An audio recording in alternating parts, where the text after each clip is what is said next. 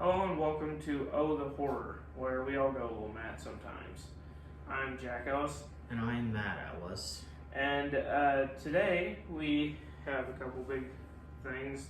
Have happened this week. We recently watched the Better Call Saul series finale, but we'll probably not talk about it here because it's not very horror related. But I recommend going and seeing it. It's on Amazon. And we might talk about it sometime if maybe we just make solo videos or a separate podcast or whatever. But yeah, we have a couple more projects coming up as far as videos and short films, so be on the lookout for that. But today we are going to be talking about the newly released film Vengeance. The newest Blumhouse production, written, directed, and starring The Office's B.J. Novak as the horror auteur. It is very interesting to see a movie that's just completely the product of one person, especially if it's a horror movie or a thriller movie known solely for, or made solely by somebody who is known for comedy. But yeah, before we get into the actual movie, I guess we should maybe talk about Blumhouse as a whole. Blumhouse is responsible for such movies as the newest Halloween series, The Purge, Paranormal Activity, and that's just to name a few. And their sort of model is that they give these movies a very low budget that ends up making back their budget in spades and ends up making a lot of money, to the point where their production company is less referred to as a production company and more as a business model. But all in all, I think Blumhouse makes good stuff. How about you? Yeah, I agree. I think it does make good stuff. It makes pretty much any type of movie that shows, like, whether it's horror or psycho thriller, pretty much any type of movie that shows the darker side of the world. You know, I mean, some of it, like Paranormal Activity, that's all that stuff is sort of subjective, but you know, there are people who believe in possessions and ghosts and things like that, so. And yeah, and horror is honestly an infamous business for, having really low budgets and then making back their money like 20 times over. But yeah, let's just get into this movie. Starts out in a lone field by in this rural part of Texas, and a girl is just lying down in the middle of the field. The way it's shot is very confusing, and you may just think that she's just passed out drunk or something, but it turns out she actually overdoses and dies in the middle of this field. And that is our movie's inciting incident. We cut to New York City, where we have a pickup artist, played again by B.J. Novak, who waxes on and on with his friend about the state of relationships in this day and age, almost making both of themselves out to be caricatures, almost without any shred of self-awareness. And so he ends up talking about this idea for a podcast with a famous podcaster, and that ends up spiraling into him finding out that one girl that he did hook up with, one of many, is dead, and the family wants him to come down for the memorial and investigate the death and avenge this person. So yeah, what do you think about the beginning of this movie? The beginning, I thought, was, I mean, there really wasn't much to the very beginning. You know, it shows a woman, like, she's not really laying there, she's trying to call 911, and you know, you don't really know what's happening, but it's kind of what you would expect for a movie like this. But yeah, I mean, I like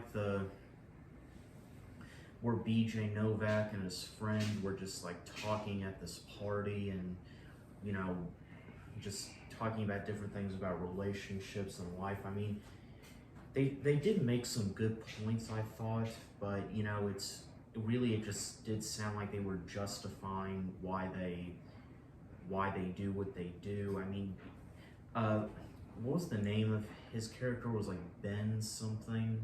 Yeah, Ben sounds right, I think. Yeah, and where Ben also is a writer for the New Yorker, and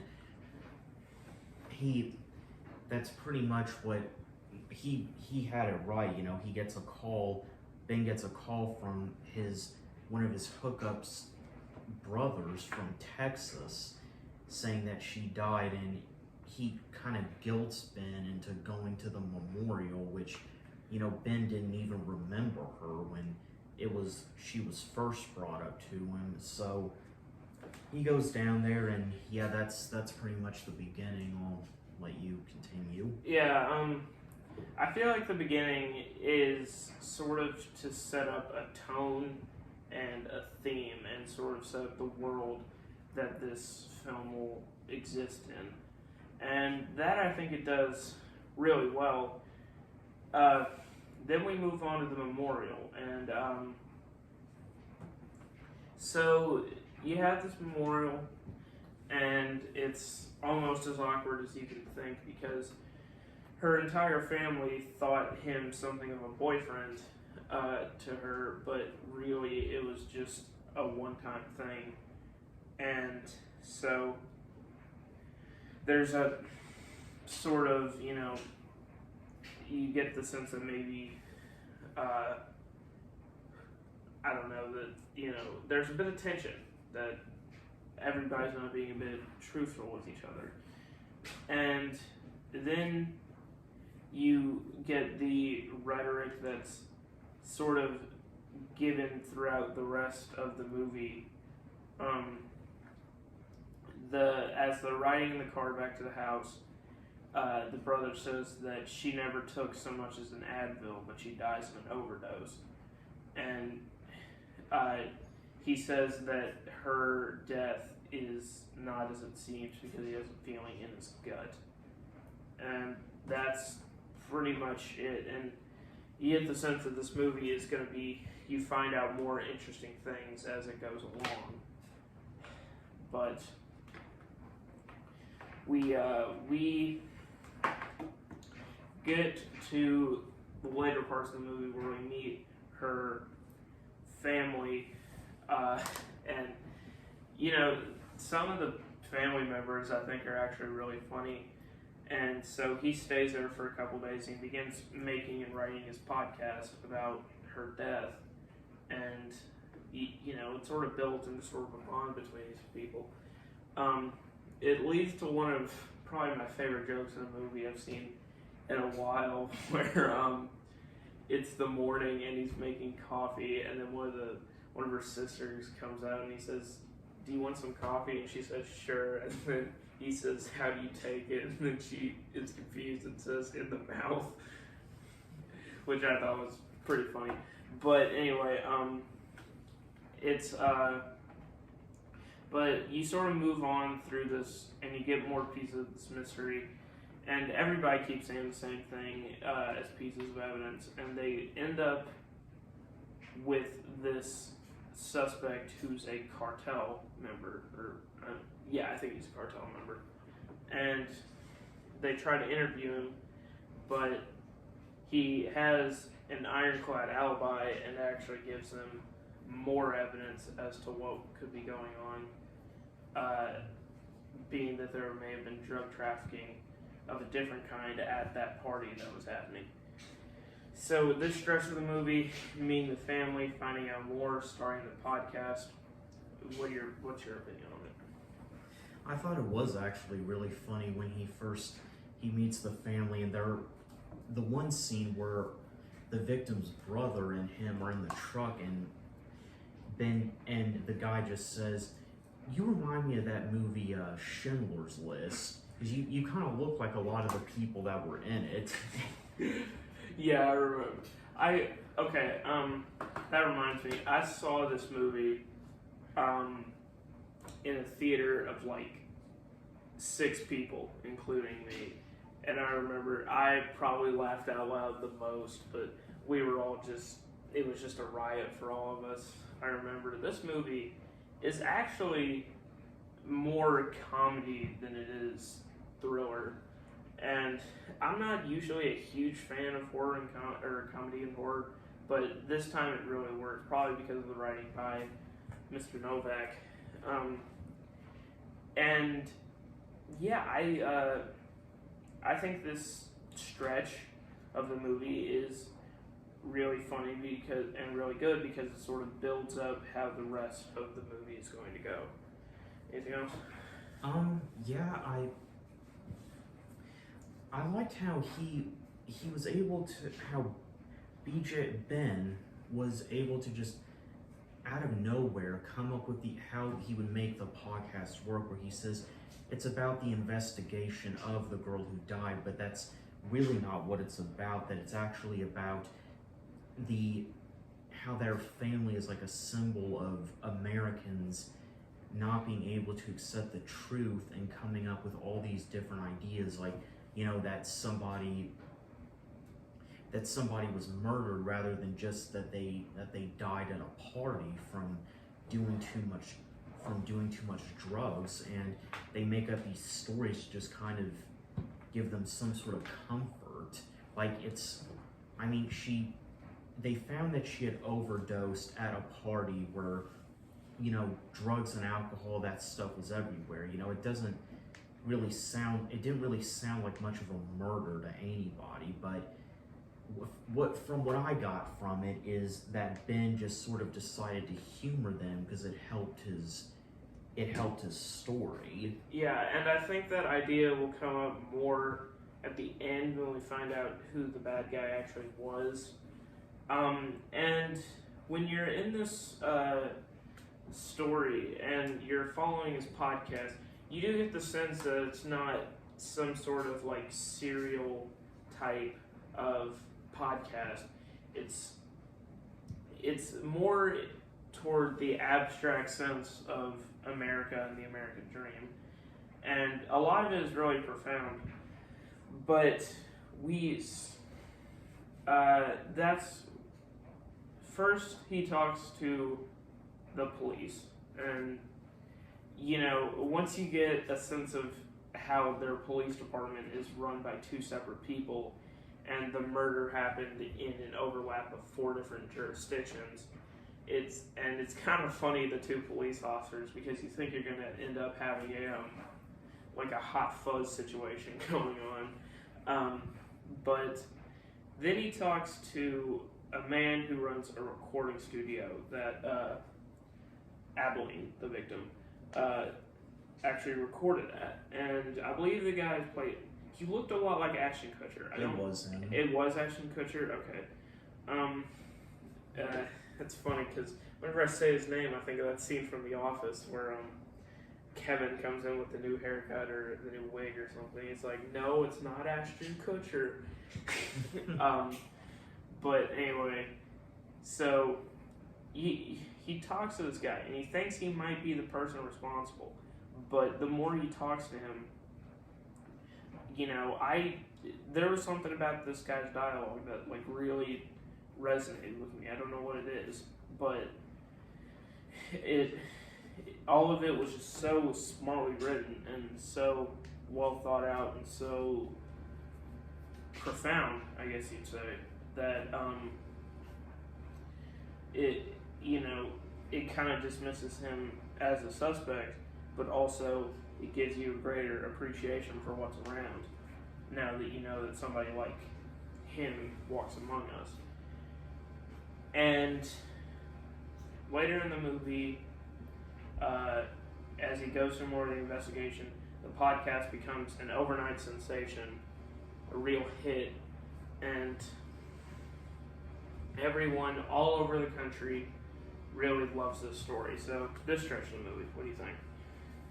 Yeah, I did like when Ashton Kutcher's character, you know, up until the end at least, like, of course the guy, the Mexican drug cartel member, he probably wasn't going to be it, as the first guy usually isn't. And I liked the one thing that Ashton Kutcher's character had said was that, you know, the problem is that in places like rural Texas, the issue isn't that people are dumb, it's that they're smart.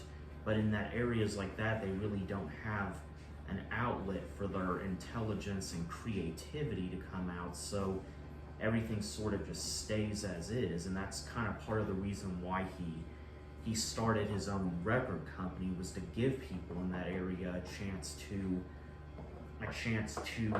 fulfill their creative potential.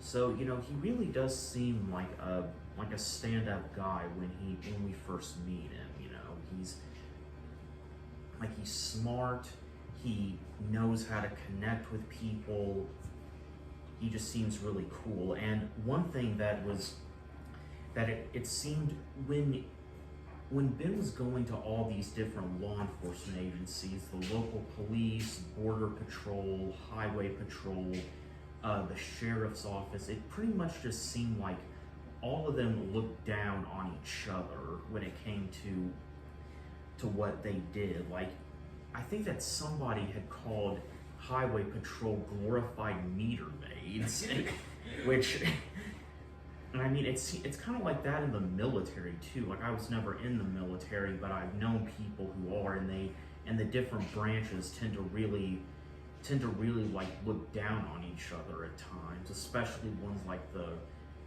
Air Force and Coast Guard really are just not often well respected in the military community. But yeah, and that probably only helped the murderer manage to keep getting away with it, because like you said, all of them happened when 4 different jurisdictions overlapped, and considering all of them hated each other, that only made matters even worse. Yeah. And one of the funniest scenes of the movie, they end up going to this rodeo where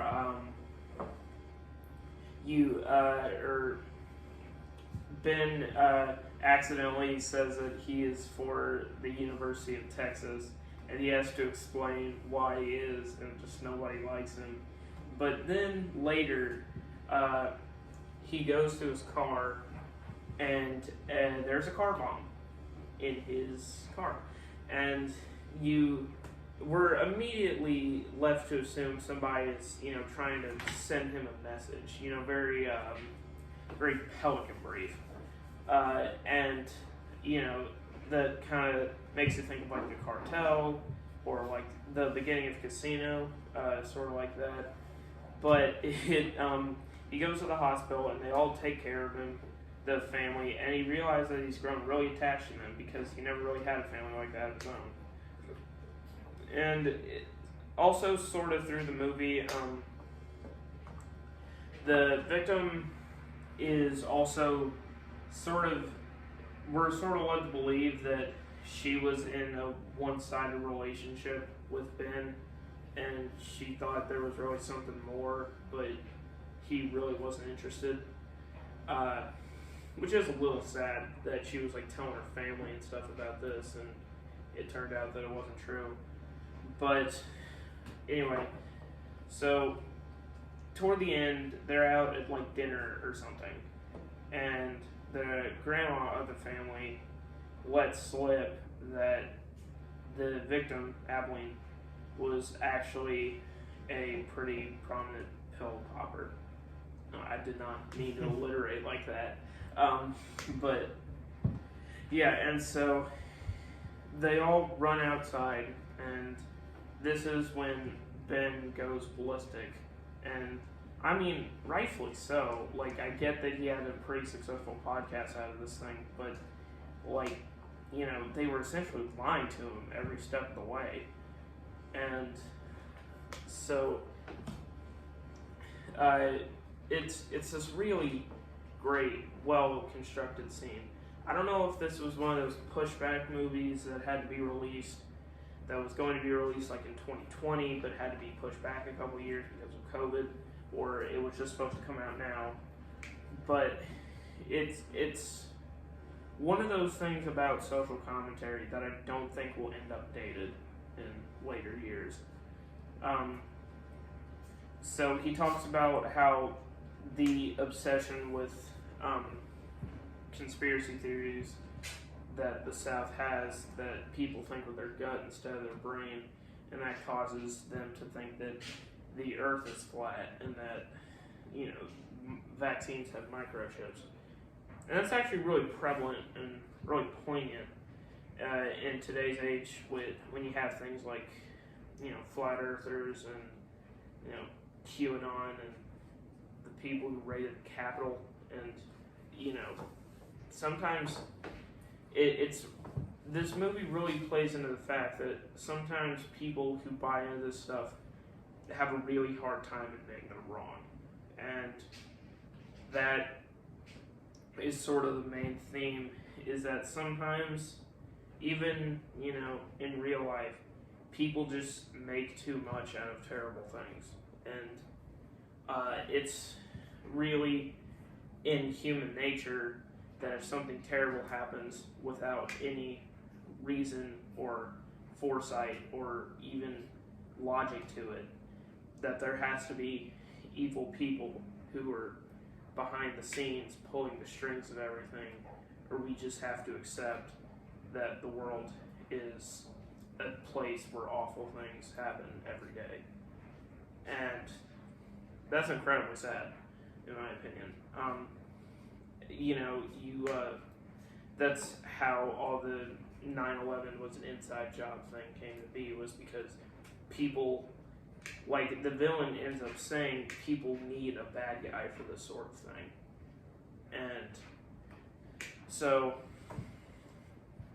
that there's eventually a falling out, but I'm sorry, I love that scene is probably what really sealed this movie for me, was that particular scene. What about you?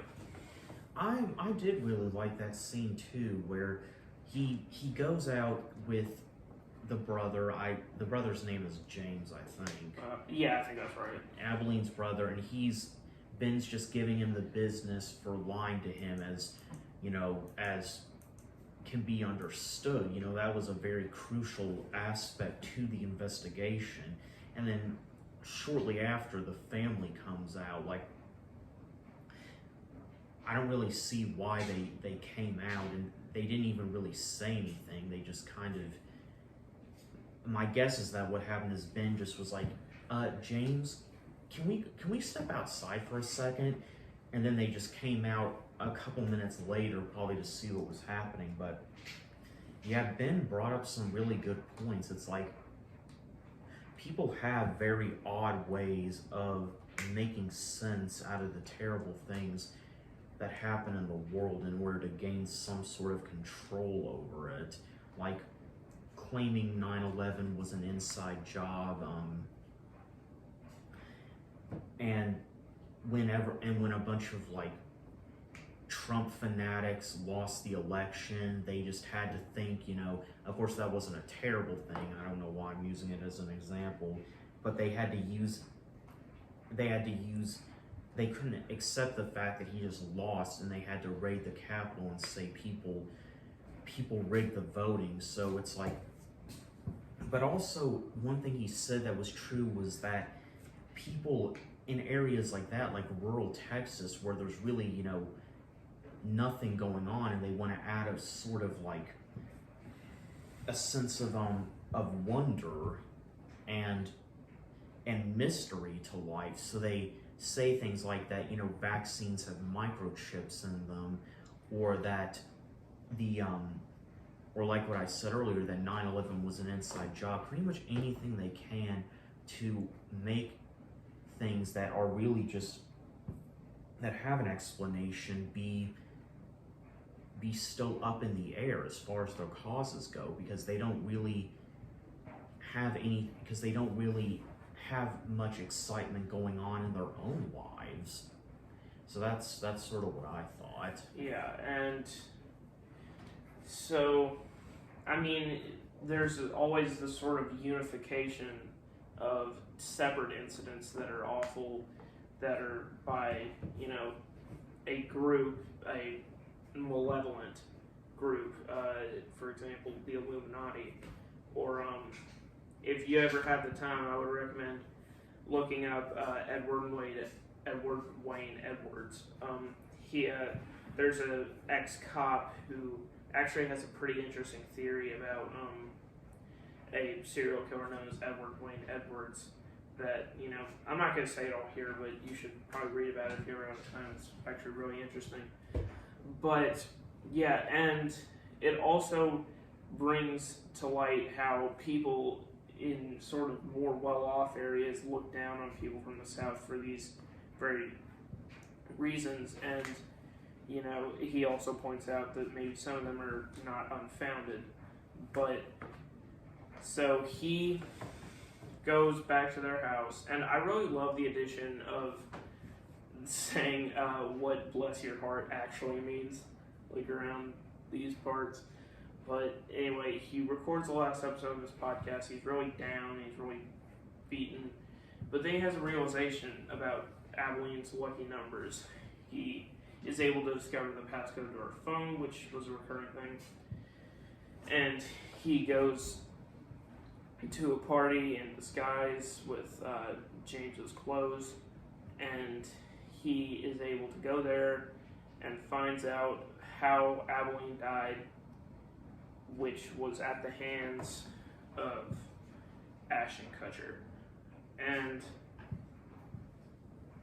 I just gotta say, I love this scene. I think that the bad guy monologue at the end, where he lays out his entire plan, is a very ubiquitous thing in movies. I mean, you have it in every Scream movie, you have it in every whodunit, you have it in like every action or crime movie, and it just gets really tiring. But this one it's one of the ones that really makes you think, hey, that's kind of smart, because of how much it plays into modern times. So what he says basically is that they're going to find out that he did it, and he has this bad guy, and it sort of reminds me of the ending scene of Point Break, the conversation between Keanu Reeves and Patrick Swayze. But after that, it might seem victorious for him, but then people will find out that he exploited this grieving family for a podcast that they needed to get famous. And then people will, start hating him and maybe like the bad guy, and then it'll be, people get in flame wars and nothing will ever come through. And then you get this line that he says at the end, that nowadays everything means everything, so nothing means anything, which is something. And so, yeah, before we get into the last scene of this movie, what would you like to say about at least his reveal and his monologue? I really liked it. I found it to be really interesting as well. He admits in the end that he is responsible for the deaths of Abilene as well as many others, because what he would do is he would give them, I think it was heroin, either that or crystal meth, in his tent, which he had at the party that everyone goes to, and he would give them enough to cause them to overdose, and then he would have his friend drag their bodies to a place that had no cell service and 4 overlapping jurisdictions to make it harder for her to get help or justice. And his idea behind that was, because he didn't actually kill them, the heroin did, but he made it impossible for them to get help and still be alive. That would raise the question that a lot of people would argue over, which is, did he technically murder them? So his thinking was, if I do this, if I commit this crime with a lot of gray area, then a lot of people will be talking about me. They'll be talking about what I did, because they'll be arguing and trying to figure out what if he should be tried for murder, which of course he should at least be tried for manslaughter, and in my opinion murder as well. But yeah, I mean, I'm really not sure what the legal standing on something like that would be, of not actually killing somebody but making it impossible for their lives to get saved. So he wanted to get caught eventually, and he, I guess, saw Ben as the person to do it, because like he said, he figured, for one thing, people would probably hate Ben more than him, because Ben is really just some guy who's exploiting a grieving family for his podcast, he sees himself as just another badass serial killer, but with like a lot of subjectivity as to whether he really did kill them. So it was definitely an outside the box plot twist there. Yeah, and I just got to say, that's jigsaw logic at its finest. Yes. I mean, okay, like, I get the whole gray area thing, but if you put somebody in a situation where they're 99% likely to die, and they die, it's still murder. Well, and, I mean, yeah, I don't know if the law sees it that way, though. Yeah, but anyway, in Texas, I mean, even if, people are armed to the teeth down there, they might put out a mob, and they might shoot them or take them to some hanging tree, or even in Texas, they might give them the death penalty for that. But anyway, we're kind of running a little long, so I don't really want to argue about that. But anyway, so what else? So we get to the last scene, and this scene actually really confused me. He reveals that he was recording the entire time, and once the guy lays out his entire plan, Novak just shoots him in the face. And, like, I don't know what ending would have been satisfying, but I just don't think this is it. It may have been different for you, but for me, that just didn't fit, in my opinion. What about you? Yeah, it was kind of, because, Ben was throughout the entire thing talking about how he didn't believe in guns, yet here he just shoots a guy in cold blood, so I thought that was cool. Maybe one thing he could have done was actually given him a taste of his own medicine by forcing him to do a bunch of heroin and dragging him out onto that field, but I guess not. Yeah, But also, what he had originally planned to do was what he should have stuck within that final scene, where he told the family they would find the guy and just, ruin his reputation, talk about him on a famous podcast, and it's like, that's really what he should have done, is he should have just, I don't know if that's kind of what he wanted, so that's probably wouldn't have worked out well either, but... Yeah, like, this movie, when you think about it, it's a great movie, but, like, it's like somebody ran a race, like a 100-yard dash, like Usain Bolt, the entire way, and then just tripped on a rock once they got to the finish line. I mean, this just seems like they were in a corner. And I don't want to talk about the ending too long, but you eventually get to the last scene where Ben is being driven back to the airport, and his James's mother and Aveline's mother are talking about regrets, and she says you shouldn't have no regrets because life is just about making bad decisions, but you shouldn't have, I'm trying to find a way to phrase this. It's just, life is about making bad decisions, but the best way to live is with as little as possible. And that's good. If they had just, ended it some other way, the last 5 minutes were just confusing to me. But, this sort of word salad ending at the end, I wasn't a fan of, in all honesty. How about you? Well, I did like what she said about regret, how because I remember hearing a quote that goes, life is all about making mistakes and learning from them. And I like how she said, really, you run away from one regret, but just end up running into another because of how you cope with it, which, yeah, I'd say that's true as well.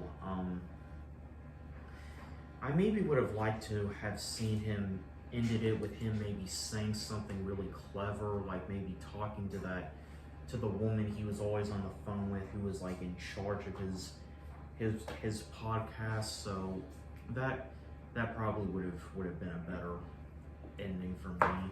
Yeah. This is no knock against the movie because it's great. Yeah. But the ending is just So yeah, all in all, I think this was a really good, smart, well-written, well-made film. Good on Blumhouse. Yeah, again, very smart, well-written, well-made movie. Only a minor hiccups at the end. But yeah, other than that, very well-written, well-made, great movie. And yeah, what do you think? Yeah, I thought it was very funny. It was very interesting. It was very, well thought out. So, yeah, I liked it too. All right. Well, I'll probably give this movie a 9 out of 10, I think. I'll give it a 9 out of 10 as well. Little bonus thing. Just a funny thing that happened to me. I was actually the other day at A&W, Long John Silver's, one of those places. And I went up to the microphone, and they had one of those things, and they just said, "Hi, welcome to A&W. Would you like to try our da-da-da-da?" And I said, "No." And they ordered my thing. Nothing for a solid 2 minutes. And so I went up to the window. There was absolutely nobody there. The lights were off, and it said we were closed on Mondays. And then, I originally thought it was a pre-recorded message, but why would a pre-recorded message say, "Would you like to try our blank?" Yeah, it was weird. I thought maybe talk to a ghost or something, or it was one of those glitch in the Matrix things. But that's just a fun story that I thought we should tell while we were here. Anyway, I'm Jack Ellis. And I'm Matt Ellis. This has been Another Horror. See you next time.